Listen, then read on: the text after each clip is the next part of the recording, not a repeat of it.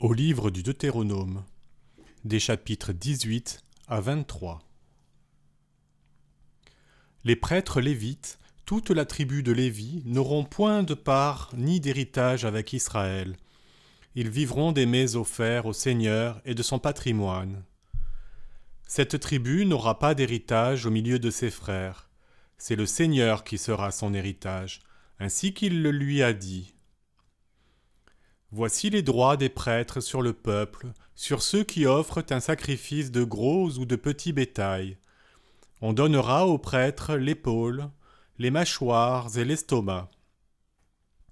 Tu lui donneras les prémices de ton froment, de ton vin nouveau et de ton huile, ainsi que les prémices de la tonte de ton petit bétail. Car c'est lui que le Seigneur ton Dieu a choisi entre toutes tes tribus pour se tenir devant le Seigneur ton Dieu, pour faire le service divin et donner la bénédiction au nom du Seigneur, lui et ses fils pour toujours. Si le Lévite séjournant en l'une de tes villes, ou que ce soit en Israël, vient selon son désir au lieu choisi par le Seigneur, il y officiera au nom du Seigneur son Dieu, comme tous ses frères Lévites qui se tiennent là en présence du Seigneur, mangeant une part égale à la leur, sans compter ce qui lui vient par la vente de son patrimoine. Lorsque tu seras entré dans le pays du Seigneur ton Dieu te donne, tu n'apprendras pas à commettre les mêmes abominations que ces nations-là. On ne trouvera chez toi personne qui fasse passer au feu son fils ou sa fille, qui pratique divination, incantation, mantique ou magie. Personne qui use de charme, qui interroge les spectres et devins, qui invoque les morts. Car quiconque fait ces choses est en abomination au Seigneur ton Dieu. Et c'est à cause de ces abominations que le Seigneur ton Dieu chasse ces nations devant toi. Tu seras sans tache vis-à-vis du Seigneur ton Dieu, car ces nations que tu dépossèdes écoutaient en chanteurs et devins, mais tel n'a pas été pour toi le don du Seigneur ton Dieu. Le Seigneur ton Dieu suscitera pour toi du milieu de toi, parmi tes frères, un prophète comme moi, que vous écouterez.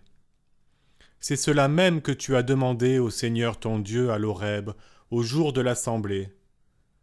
Pour ne pas mourir, je n'écouterai plus la voix du Seigneur mon Dieu, et je ne regarderai plus ce grand feu. Et le Seigneur me dit, ils ont bien parlé, je leur susciterai, du milieu de leurs frères, un prophète semblable à toi. Je mettrai mes paroles dans sa bouche, et il leur dira tout ce que je lui ordonnerai. Si un homme n'écoute pas mes paroles, que ce prophète aura prononcées en mon nom, alors c'est toi-même qui en demanderas compte à cet homme. Mais si un prophète a l'audace de dire en mon nom une parole que je n'ai pas ordonné de dire, et s'il parle au nom d'autres dieux, ce prophète mourra. Peut-être vas-tu dire en ton cœur, « Comment saurons-nous que cette parole, le Seigneur ne l'a pas dite ?» Si ce prophète a parlé au nom du Seigneur, et que sa parole reste sans effet et ne s'accomplit pas, alors le Seigneur n'a pas dit cette parole-là. Le prophète a parlé avec présomption. Tu n'as pas à le craindre. Chapitre 19. Lorsque le Seigneur ton Dieu aura fait table rase des nations dont le Seigneur ton Dieu te donne le pays, que tu les auras dépossédées et que tu habiteras leurs villes et leurs maisons, tu mettras à part 3 villes au milieu du pays que le Seigneur ton Dieu te donne pour domaine. Tu tiendras leur accès en bon état, et tu diviseras en 3 le territoire du pays que le Seigneur ton Dieu te donne en héritage, cela afin que tout meurtrier puisse fuir en ces villes. Voici le cas de celui qui peut sauver sa vie en y fuyant. Quelqu'un a-t-il frappé son prochain involontairement, sans avoir contre lui de haine invétérée ? Ainsi il va à la forêt avec son prochain pour couper du bois. Sa main brandit la hache pour abattre un arbre, le fer s'échappe du manche et s'en va frapper mortellement son compagnon. Celui-là peut fuir en l'une de ces villes et conserver la vie. Il ne faudrait pas que le vengeur du sang, dans l'ardeur de sa colère, poursuivît le meurtrier, que la longueur du chemin lui permît de le rejoindre et de le frapper mortellement. Cet homme qui n'est pas passible de mort, puisqu'il n'avait pas de haine invétérée contre sa victime. Je te donne donc cet ordre. Tu mettras à part 3 villes. Et si le Seigneur ton Dieu agrandit ton territoire comme il l'a juré à tes pères, et te donne tout le pays qu'il a promis de donner à tes pères, à la condition que tu gardes et pratiques tous les commandements que je te prescris aujourd'hui, aimant le Seigneur ton Dieu et suivant toujours ses voies, à ces 3-là, tu ajouteras encore 3 villes. Ainsi le sang innocent ne sera pas répandu au milieu du pays que le Seigneur ton Dieu te donne en héritage. Autrement, il y aurait du sang sur toi.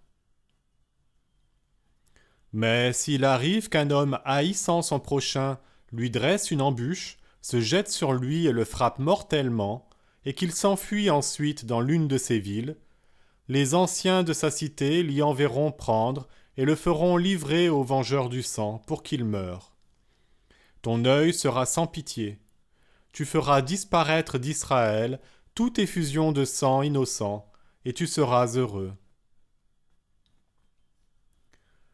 Tu ne déplaceras pas les bornes de ton prochain, posées par les ancêtres, dans l'héritage reçu au pays que le Seigneur ton Dieu te donne pour domaine. Un seul témoin ne peut suffire à convaincre un homme de quelque faute ou délit que ce soit. Quel que soit le délit, c'est au dire de 2 ou 3 témoins que la cause sera établie. Si un témoin injuste se lève contre un homme pour l'accuser de rébellion, les 2 hommes qui ont ainsi procès devant le Seigneur comparaîtront devant les prêtres et les juges, alors en fonction. Les juges feront une bonne enquête et, s'il appert que c'est un témoin mensonger qui a accusé son frère en mentant, vous le traiterez comme il méditait de traiter son frère. Tu feras disparaître le mal du milieu de toi. Les autres, en l'apprenant, seront saisis de crainte et cesseront de commettre un tel mal au milieu de toi. Ton œil sera sans pitié. Vie pour vie, œil pour œil, dent pour dent, main pour main, pied pour pied. Chapitre 20. Lorsque tu partiras en guerre contre tes ennemis et que tu verras des chevaux, des chars et un peuple plus nombreux que toi, tu n'en auras pas peur, car le Seigneur ton Dieu est avec toi, lui qui t'a fait monter du pays d'Égypte. Quand vous serez sur le point d'engager le combat, le prêtre s'avancera et parlera au peuple. Il leur dira : « Écoute Israël, vous qui êtes aujourd'hui sur le point d'engager le combat contre vos ennemis, et que votre cœur ne faiblisse pas. N'ayez ni crainte, ni angoisse, et ne tremblez pas devant eux, car le Seigneur votre Dieu marche avec vous pour combattre pour vous, contre vos ennemis, et vous sauver. » Puis les scribes parleront au peuple et diront : « Qui a bâti une maison neuve et ne l'a pas encore dédiée ? Qu'il s'en aille et retourne chez lui, de peur qu'il ne périsse au combat et qu'un autre ne la dédie. Qui a planté une vigne et n'en a pas encore cueilli les premiers fruits ? Qu'il s'en aille et retourne chez lui, de peur qu'il ne périsse au combat et qu'un autre n'en cueille les premiers fruits. Qui s'est fiancé à une femme et ne l'a pas encore épousée ? Qu'il s'en aille et retourne chez lui, de peur qu'il ne périsse au combat et qu'un autre ne l'épouse. Les scribes diront encore ceci au peuple : Qui a peur et se sent mollir son courage, qu'il s'en aille et retourne chez lui, afin de ne pas faire fondre comme le sien le cœur de ses frères. Puis les scribes ayant achevé de parler au peuple, on placera à sa tête des chefs de troupes. Lorsque tu t'approcheras d'une ville pour la combattre, tu lui proposeras la paix.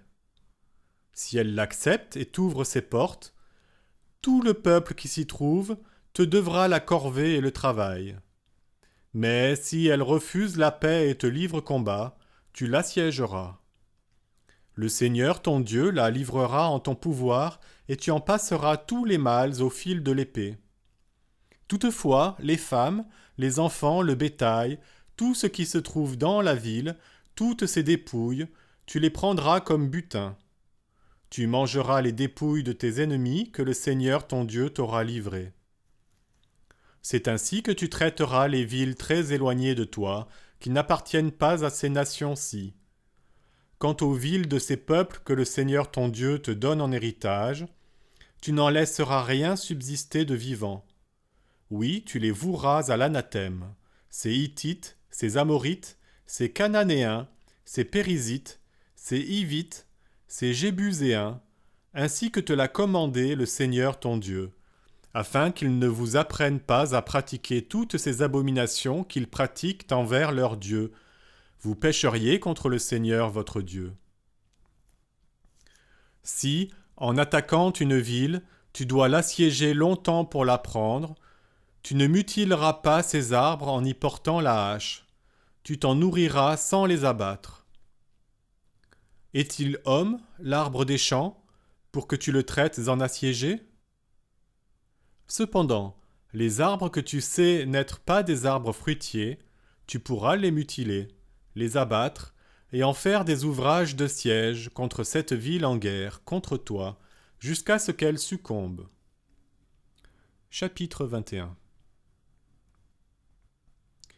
Si l'on découvre sur la terre que le Seigneur, ton Dieu, te donne pour domaine un homme assassiné gisant dans la campagne, sans qu'on sache qui l'a frappé, tes anciens et tes scribes iront mesurer la distance entre la victime et les villes d'alentour, et détermineront quelle est la ville la plus proche de la victime.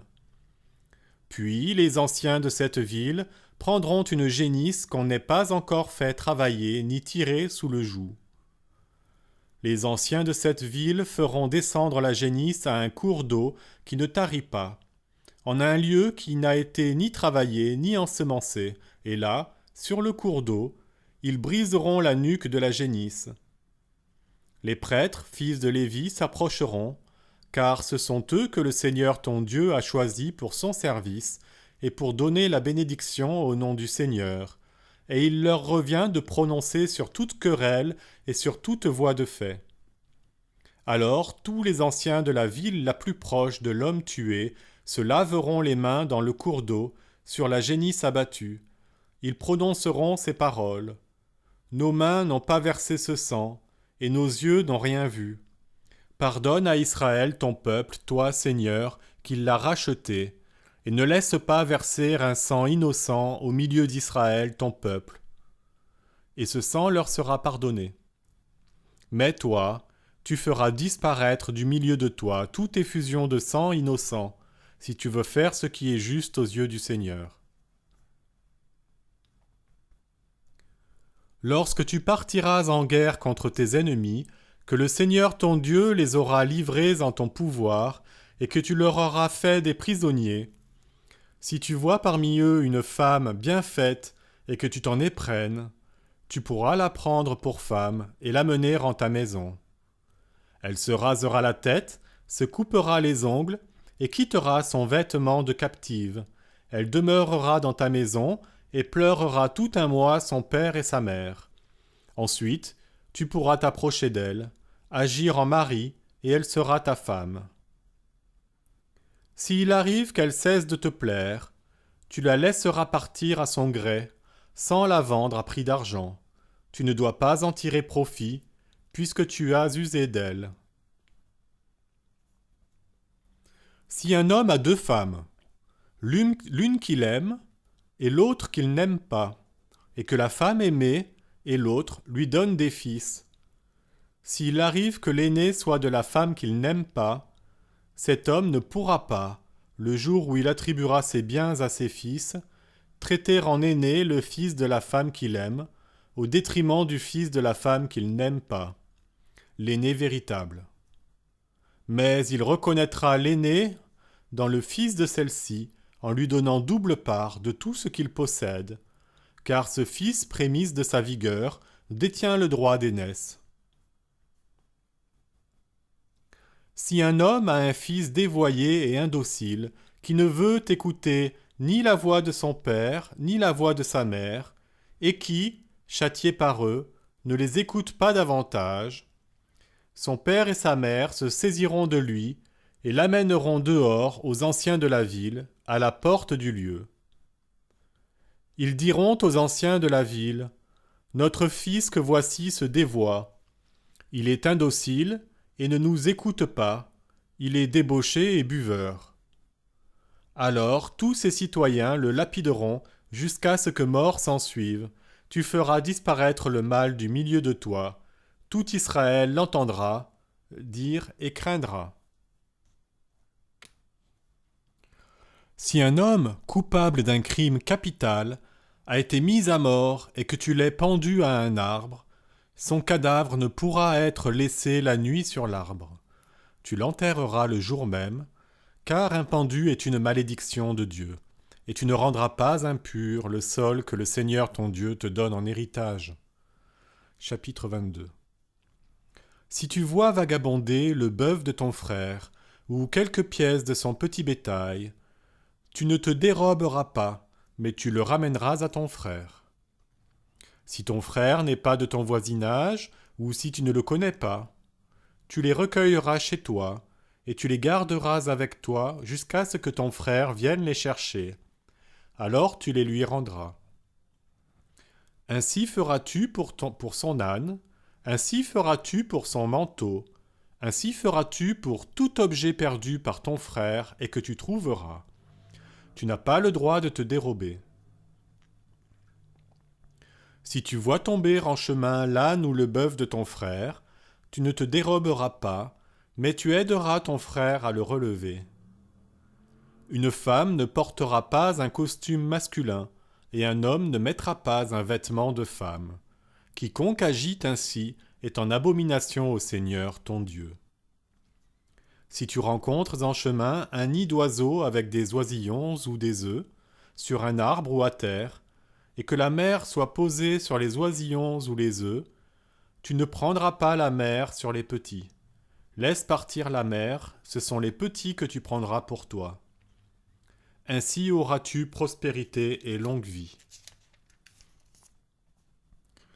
Quand tu bâtiras une maison neuve, tu feras au toit un parapet. Ainsi ta maison n'encourra pas la vengeance du sang au cas où quelqu'un viendrait à tomber. Tu ne sèmeras pas autre chose dans ta vigne, de peur que le tout ne soit consacré. Et le produit de ta semence et le fruit de ta vigne. Tu ne laboureras pas avec un bœuf et un âne ensemble. Tu ne porteras pas de vêtements tissés mi-laine, mi-lin. Tu feras des houppes aux 4 pans de l'habit dont tu te couvriras. Si un homme épouse une femme, s'unit à elle et ensuite la prend en aversion, et qu'il lui impute alors des fautes et la diffame publiquement en disant « Cette femme que j'ai épousée et dont je me suis approché, je ne lui ai pas trouvé les signes de la virginité. » Le père de la jeune femme et sa mère prendront les signes de sa virginité et les produiront devant les anciens de la ville, à la porte. Le père de la jeune femme dira alors aux anciens, « Ma fille que j'ai donnée pour femme à cet homme, il l'a prise en aversion, et voici qu'il lui impute des fautes en disant, « Je n'ai pas trouvé à ta fille les signes de la virginité. Or voici les signes de la virginité de ma fille. » Et ils déploieront le linge devant les anciens de la cité. Les anciens de cette cité se saisiront de l'homme, le châtieront, et lui infligeront une amende de 100 pièces d'argent, qu'ils donneront au père de la jeune femme pour avoir diffamé publiquement une vierge d'Israël. Il l'aura pour femme et ne pourra jamais la répudier. Mais si la chose est avérée et qu'on n'ait pas trouvé à la jeune femme les signes de la virginité, on la fera sortir à la porte de la maison de son père, et ses concitoyens la lapideront jusqu'à ce que mort s'ensuive, pour avoir commis une infamie en Israël, en déshonorant la maison de son père. Tu feras disparaître le mal du milieu de toi. Si l'on prend sur le fait un homme couchant avec une femme mariée, tous deux mourront. L'homme qui a couché avec la femme et la femme elle-même, tu feras disparaître d'Israël le mal. Si une jeune fille vierge est fiancée à un homme, qu'un autre homme la rencontre dans la ville et couche avec elle, vous les conduirez tous deux à la porte de cette ville, et vous les lapiderez jusqu'à ce que mort s'ensuive. La jeune fille parce qu'elle n'a pas appelé au secours dans la ville, et l'homme parce qu'il a usé de la femme de son prochain. Tu feras disparaître le mal du milieu de toi. Mais si c'est dans la campagne que l'homme a rencontré la jeune fille fiancée, qu'il l'a violentée et a couché avec elle, l'homme qui a couché avec elle mourra seul. Tu ne feras rien à la jeune fille, il n'y a pas en elle de péché qui mérite la mort. Le cas est semblable à celui d'un homme qui se jette sur son prochain pour le tuer, car c'est à la campagne qu'il l'a rencontré, et la jeune fille fiancée a pu crier sans que personne vienne à son secours. Si un homme rencontre une jeune fille vierge qui n'est pas fiancée, la saisit et couche avec elle, pris sur le fait, l'homme qui a couché avec elle donnera au père de la jeune fille 50 pièces d'argent. Elle sera sa femme puisqu'il a usé d'elle, et il ne pourra jamais la répudier. Chapitre 23. Un homme ne prendra pas l'épouse de son père, et il ne retirera pas d'elle le pan du manteau de son père. L'homme aux testicules écrasés ou à la verge coupée ne sera pas admis à l'assemblée du Seigneur. Le bâtard ne sera pas admis à l'assemblée du Seigneur. Même ses descendants à la 10e génération ne seront pas admis à l'assemblée du Seigneur. L'ammonite et le moabite ne seront pas admis à l'assemblée du Seigneur. Même leurs descendants à la 10e génération ne seront pas admis à l'assemblée du Seigneur, et cela pour toujours, parce qu'ils ne sont pas venus à votre rencontre avec le pain et l'eau quand vous étiez en route à la sortie d'Égypte, et parce qu'il a soudoyé Balaam, fils de Béor, pour te maudire, de Pétor en Aram, Naharaïm. Mais le Seigneur ton Dieu ne consentit pas à écouter Balaam, et le Seigneur ton Dieu changea pour toi la malédiction en bénédiction, car le Seigneur ton Dieu t'aimait. Jamais, tant que tu vivras, tu ne rechercheras leur prospérité et leur bonheur. Tu ne tiendras pas l'Édomite pour abominable, car c'est ton frère. Tu ne tiendras pas l'Égyptien pour abominable, car tu as été un étranger dans son pays. À la 3e génération, leurs descendants seront admis à l'assemblée du Seigneur. Quand tu iras camper contre tes ennemis, tu te garderas de tout mal. S'il se trouve parmi les tiens un homme qui ne soit pas en état de pureté, par suite d'une pollution nocturne, il sortira du camp et n'y rentrera pas. Vers le soir, il se lavera, et au coucher du soleil, il pourra rentrer au camp. Tu auras un endroit hors du camp, et c'est là que tu iras, au dehors.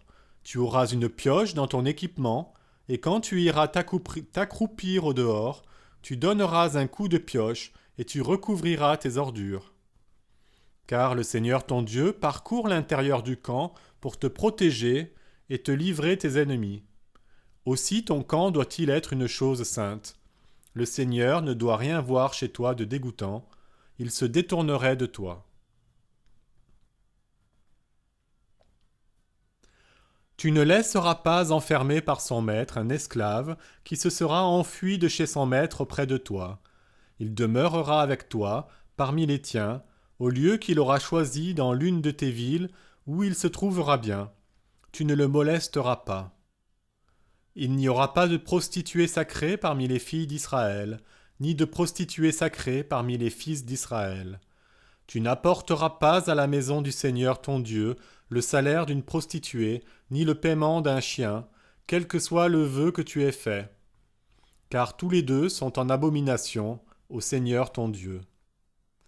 Tu ne prêteras pas à intérêt à ton frère, qu'il s'agisse d'un prêt d'argent ou de vivres ou de quoi que ce soit dont on exige intérêt. À l'étranger, tu pourras prêter à intérêt, mais tu prêteras sans intérêt à ton frère, afin que le Seigneur ton Dieu te bénisse en tous tes travaux au pays où tu vas entrer pour en prendre possession. Si tu fais un vœu au Seigneur ton Dieu, tu ne tarderas pas à l'acquitter. Nul doute que le Seigneur ton Dieu te le réclame, et tu te chargerais d'un péché. Mais si tu t'abstiens de vœu, tu ne te chargeras pas d'un péché. Ce qui sort de ta bouche, tiens-le, et exécute le vœu que tu as fait volontairement au Seigneur ton Dieu, de ta propre bouche. Si tu passes dans la vigne de ton prochain, tu pourras manger du raisin à ton gré jusqu'à satiété, mais tu n'en mettras pas dans ton panier. Si tu traverses les moissons de ton prochain, tu pourras arracher des épis avec la main, mais ne porteras pas la faucille